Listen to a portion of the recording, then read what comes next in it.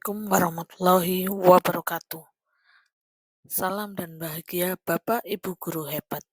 Pada kesempatan hari ini, kami akan membahas koneksi antar materi modul 2.1. Saya Dewi Sukmawati, calon guru penggerak Angkatan 9 Kota Probolinggo, Jawa Timur. Bapak Ibu Guru hebat, dalam koneksi antar materi modul 2.1, kita akan membahas tentang pembelajaran berdiferensiasi. Mari bersama kita menyimak pertanyaan berikut. Buatlah kesimpulan tentang apa yang dimaksud dengan pembelajaran berdiferensiasi dan bagaimana hal ini dapat dilakukan di kelas. Pembelajaran berdiferensiasi adalah sebuah pendekatan model pembelajaran yang berisi serangkaian proses belajar yang berpihak atau berorientasi pada kebutuhan peserta didik. Untuk mempersiapkan pembelajaran berdiferensiasi, guru harus terlebih dahulu mengidentifikasi dan memetakan data informasi mengenai kebutuhan belajar siswa terkait kesiapan belajar anak, minat belajar, dan profil belajar anak. Dengan memiliki informasi yang cukup tersebut, diharapkan implementasi pembelajaran diferensiasi dapat tepat sasaran, berjalan efektif, dan guru dapat memastikan kebutuhan belajar siswa terpenuhi. Adapun langkah-langkah konkret yang bisa diterapkan untuk mengidentifikasi kebutuhan belajar siswa sebelum merancang pembelajaran berdiferensiasi antara lain: 1. Tahap pra-asesmen. Pada tahap ini, guru mengadakan tes diagnosis awal yang berisi survei profil belajar anak dan kesiapan belajar anak terkait kompetensi prasyarat yang telah didapatkan pada tingkat kelas sebelumnya.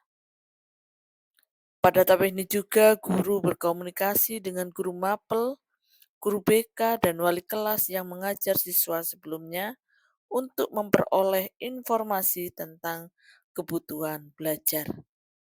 Dan pada tahap ini, guru membaca rapot murid di tingkat kelas sebelumnya melalui form leger nilai siswa untuk mengetahui pencapaian murid sebelumnya. Yang kedua, tahap asesmen formatif. Pada tahap ini, guru mengamati perilaku belajar siswa selama proses pembelajaran, baik saat diskusi kelas maupun diskusi kelompok siswa. Guru mencatat kemajuan belajar anak di lembar rubrik pengamatan atau jurnal mengajar. Pada tahap ini, guru dapat menggali informasi kebutuhan belajar anak saat awal pembelajaran dengan memberikan pertanyaan pemantik untuk mengetahui kompetensi prasyarat siswa atau disebut dengan kesiapan belajar. Guru mengadakan kuis untuk menggali informasi tentang pencapaian kemajuan belajar anak sebagai bahan perbandingan dengan pengetahuan dan keterampilan murid sebelumnya. Dan pada tahap ini juga guru meminta siswa untuk mengisi link form berisi refleksi dan umpan balik pembelajaran untuk mengetahui sejauh mana pemahaman mereka dan keefektifan pembelajaran yang telah dilakukan. Dan yang ketiga, tahap asesmen sumatif. Pada tahap ini, guru memberikan penugasan, baik berbentuk proyek atau portofolio, untuk melihat kemajuan belajar anak.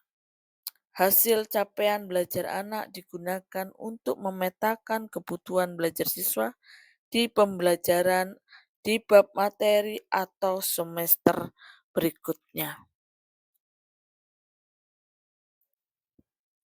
Penerapan pembelajaran berdiferensiasi. Penerapan pembelajaran berdiferensiasi dapat dilakukan dalam 3 jenis, yakni pembelajaran berdiferensi konten, proses, dan produk.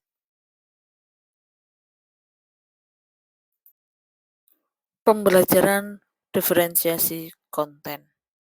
Konten adalah materi apa saja yang ingin guru ajarkan ke murid berdasarkan standar kurikulum. Guru mendiferensiasi bagaimana murid mengakses materi dengan pengaturan format dan pengorganisasian konten yang beragam.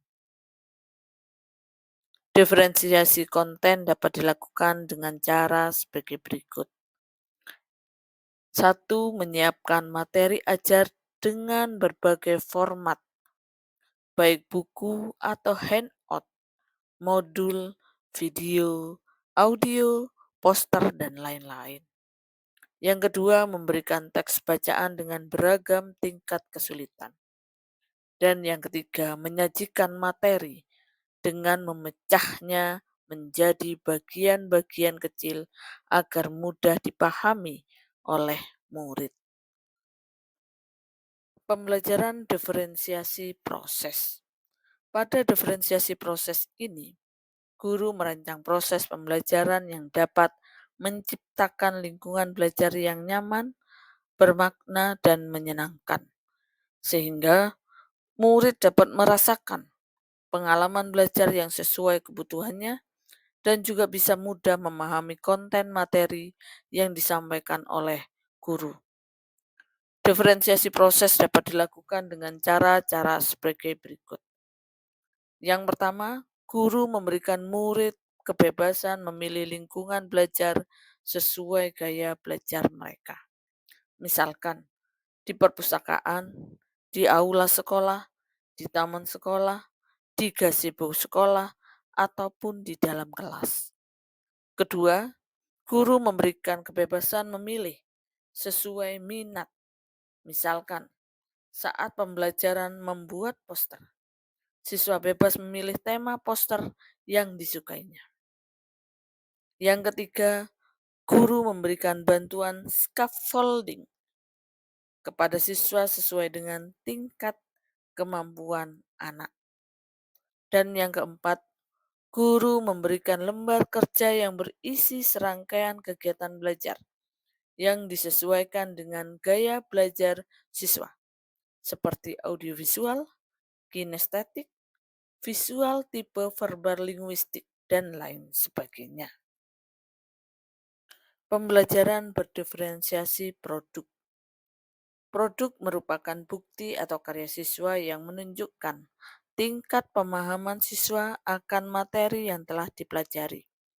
Produk yang dibuat siswa harus tetap mengacu pada tujuan pembelajaran yang diharapkan. Diferensiasi produk dapat dilakukan dengan cara sebagai berikut. Guru memberikan murid pilihan mode untuk menunjukkan tingkat pemahaman.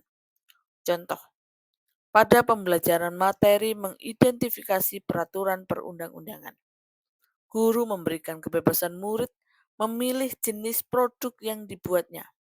Misalnya, untuk murid yang sangat mahir, membuat presentasi dalam bentuk vlog sederhana.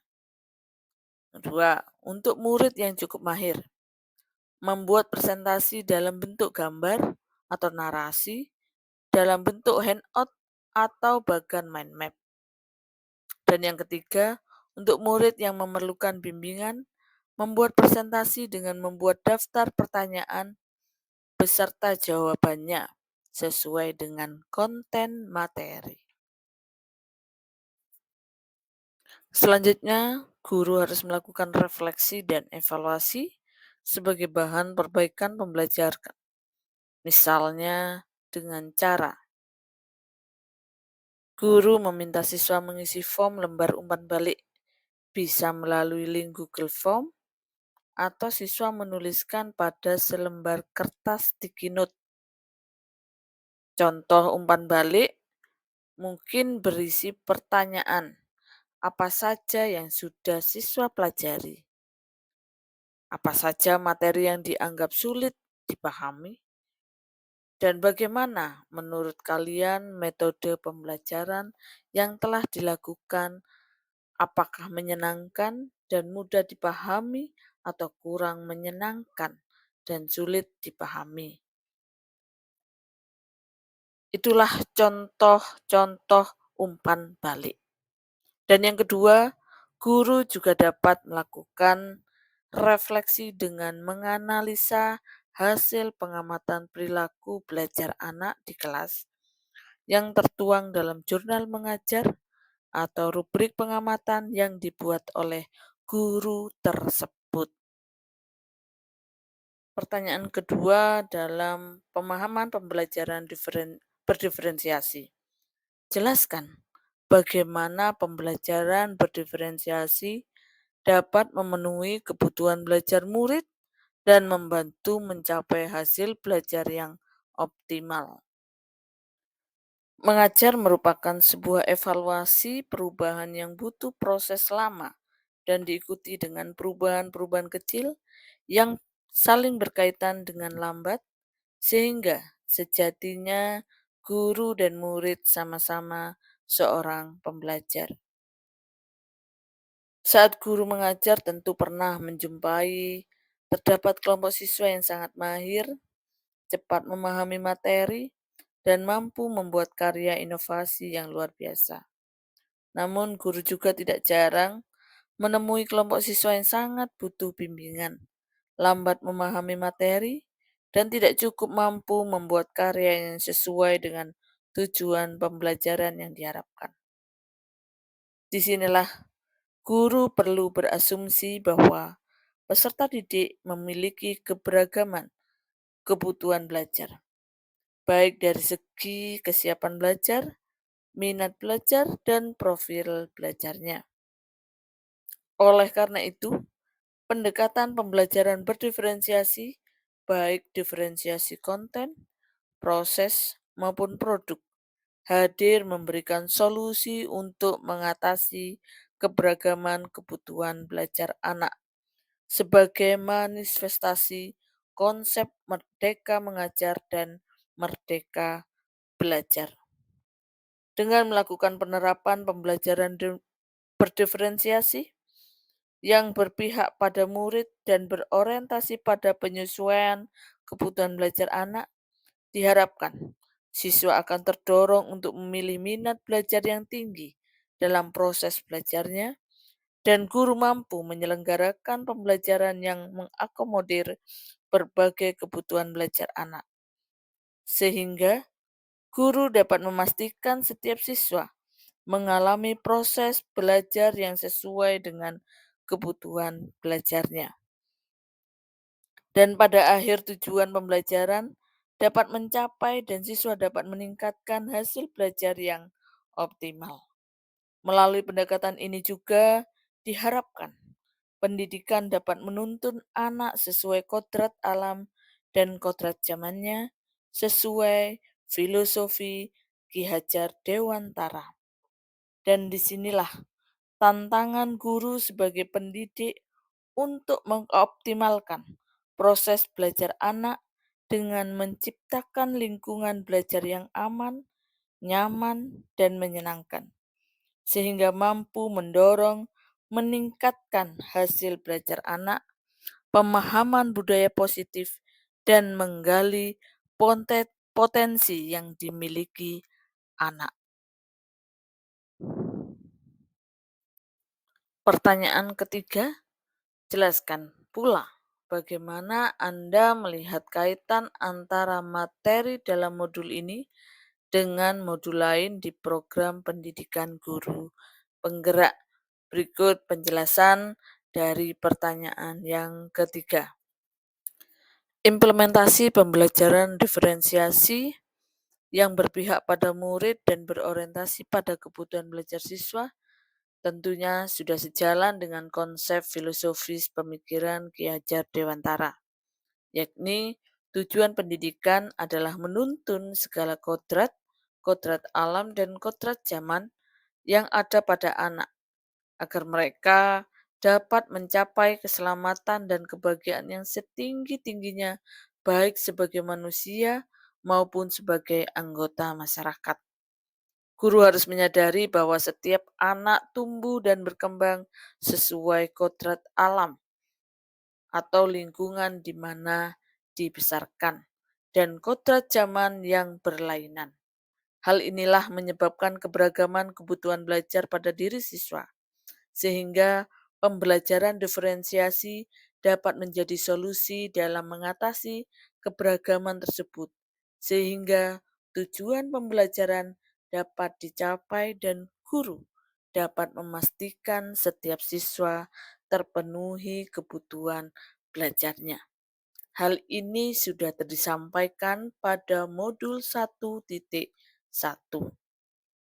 Kemudian pembelajaran berdiferensiasi ini juga sebagai bentuk manifestasi konsep merdeka mengajar dan merdeka belajar, di mana pendidikan dan pengajaran haruslah mampu memerdekakan siswa yang sejalan dengan teori pilihan yang dicetuskan oleh William Glasser pada modul 1.4, yang menyebutkan bahwa perilaku manusia merupakan buah dari pilihan yang dipilihnya. Melalui pembelajaran diferensiasi, guru memberikan pilihan kepada siswa untuk memahami materi dan mengalami serangkaian proses pembelajarannya yang disesuaikan dengan diferensiasi konten, proses, dan produk yang sesuai dengan gaya belajar anak. Salah satu kelebihan pembelajaran diferensiasi adalah bersifat organik dan dinamis.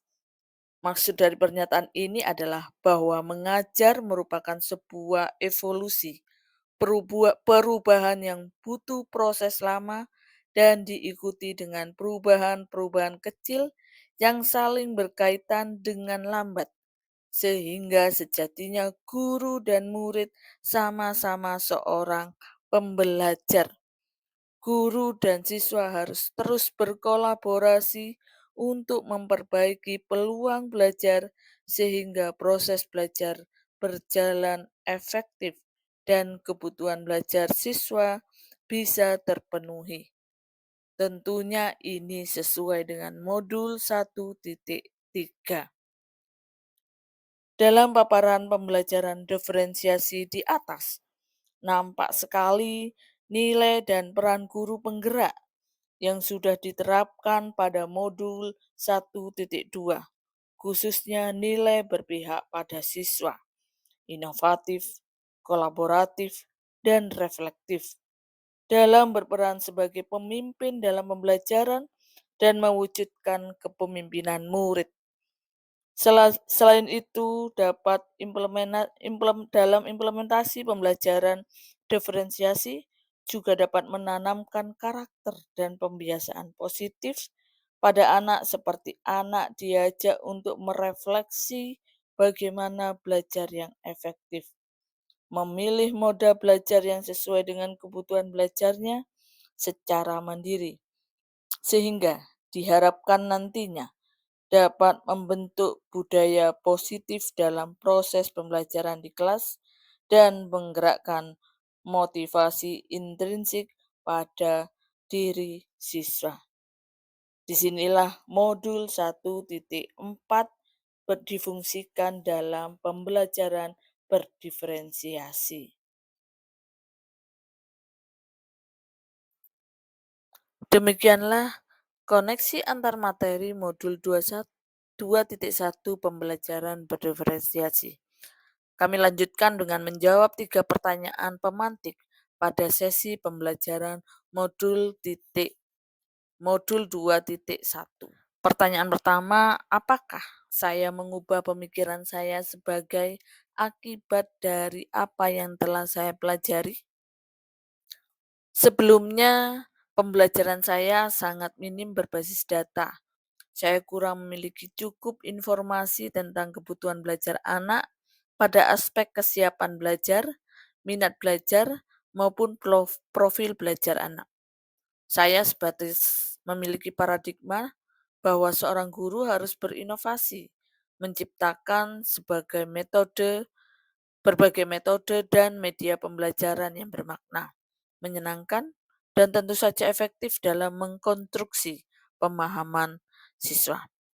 Namun, setelah saya mempelajari konsep modul 2.1, saya mengubah pemikiran saya bahwa tidak hanya metode dan media pembelajaran saja yang harus berinovasi untuk menciptakan lingkungan belajar yang aman, nyaman, dan menyenangkan. Namun, saya juga harus mempertimbangkan proses belajar setiap anak untuk mencapai tujuan pembelajaran yang tepat sasaran dan efektif. Berawal dari pandangan inilah saya mulai berasumsi bahwa murid pastilah memiliki kebutuhan belajar yang berbeda-beda, karena setiap anak memiliki keunikan masing-masing dan tumbuh dan berkembang di lingkungan yang berbeda, sehingga guru harus proaktif merencanakan pembelajaran yang menyediakan diferensiasi konten, proses, dan produk untuk mencapai tujuan pembelajaran. Pertanyaan pemantik yang kedua, bagaimana perubahan pemikiran tersebut berkontribusi terhadap pemahaman saya tentang implementasi pembelajaran berdiferensiasi? Perubahan paradigma pemikiran atau mindset saya pada poin 1 di atas mendorong saya untuk lebih seksama untuk mengidentifikasi dan memetakan kebutuhan belajar siswa sebelum merancang pembelajaran. Dengan memiliki data yang cukup tentang kebutuhan belajar anak, saya berharap dapat memodifikasi tingkat kesulitan bahan materi pembelajaran dan memastikan siswa dapat terpenuhi kebutuhan belajarnya. Adapun langkah-langkah konkret yang bisa saya terapkan untuk mengidentifikasi kebutuhan belajar siswa sebelum merancang pembelajaran berdiferensiasi. Tahap ini sudah saya jelaskan pada penjelasan pembelajaran berdiferensiasi sebelumnya. Tahap yang pertama adalah tahap pra-assessment. Yang kedua, tahap asesmen formatif. Dan yang ketiga, tahap asesmen sumatif. Pertanyaan pemantik ketiga, bagaimana saya tetap dapat bersikap positif walaupun banyak tantangan dalam menerapkan pembelajaran berdiferensiasi ini? Saya senantiasa mengingat konsep filosofi Ki Hajar Dewantara tentang anak bukanlah tabula rasa. Anak bukan ibarat kertas kosong yang bisa digambar sesuai dengan keinginan orang dewasa. Setiap anak yang lahir telah memiliki kodrat bawaan, namun masih samar. Melalui pendidikan, seorang guru menuntun anak untuk menebalkan garis-garis samar tersebut untuk memperbaiki perilakunya. Yang kedua, saya menyadari bahwa mengajar merupakan proses evolusi. Perubahan yang terjadi butuh proses yang lama dan diikuti dengan perubahan-perubahan kecil yang saling berkaitan dengan lambat. Oleh karena itu, sekecil apapun kemajuan belajar anak atau perubahan perilaku belajar mereka harus kita hargai dan guru terus memberikan motivasi dan dorongan agar siswa selalu bersemangat mengasah kompetensi yang dimilikinya. Yang ketiga, ketika saya menemui tantangan, saya harus merefleksi pembelajaran yang telah dilakukan. Saya mencari informasi literasi terkait metode dan media pembelajaran yang relevan dan menarik, dan berdiskusi dengan rekan sejawat untuk memperoleh gagasan atau solusi terbaik mengatasi tantangan tersebut. Ketika menemui tantangan, saya berusaha memvariasikan metode dan media pembelajaran disesuaikan dengan kebutuhan belajar anak. Demikianlah penjelasan pembelajaran berdiferensiasi pada modul 2.1. Kami tutup dengan pantun, ajarlah sesuai kebutuhan, bukan memaksakan kemampuan. Cita-cita semua tercapai dengan pembelajaran berdiferensiasi. Sekian dari kami. Wassalamualaikum warahmatullahi wabarakatuh. Salam dan bahagia.